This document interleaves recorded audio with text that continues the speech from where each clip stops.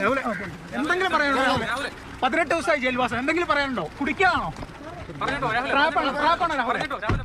കുറ്റത്തിന് ജാമ്യം കിട്ടിയത്. പക്ഷേ ഒന്നാമത്തെ കേസിൽ ഇന്ന് വാദം നടന്നുകൊണ്ടിരിക്കുകയാണ് ഹൈക്കോടതിയിൽ. അതുമായി ബന്ധപ്പെട്ട് സർക്കാർ രാഹുൽ ഒരു നിരന്തരം കുറ്റവാളിയാണ്.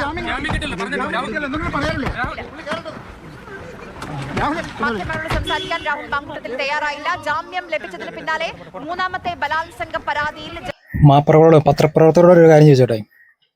ഈ രാഹുൽ മാങ്കൂട്ടം ജാമ്യത്തിൽ ഇറങ്ങിയപ്പോഴത്തേനും കോലും പൊക്കി പിടിച്ചുകൊണ്ട് നിങ്ങൾ പോയായിരുന്നു. രാഹുൽ എന്തെങ്കിലും പറ രാഹുലെ, കുടുക്കിയതാണോ കുടുക്കാത്തതാണോ, ട്രാപ്പ് ചെയ്തതാണോ ട്രാപ്പിക്കാത്തതാണോ എന്നൊക്കെ ചോദിച്ച് പോയില്ലായിരുന്നോ?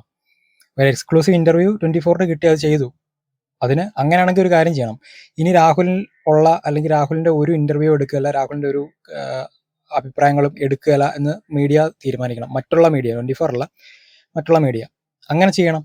അതല്ലാതെ എക്സ്ക്ലൂസീവായിട്ടൊരു സാധനം അവർക്ക് കിട്ടി അവരെടുത്തു, നിങ്ങൾക്ക് കിട്ടുമെങ്കിൽ നിങ്ങൾ എടുത്തു.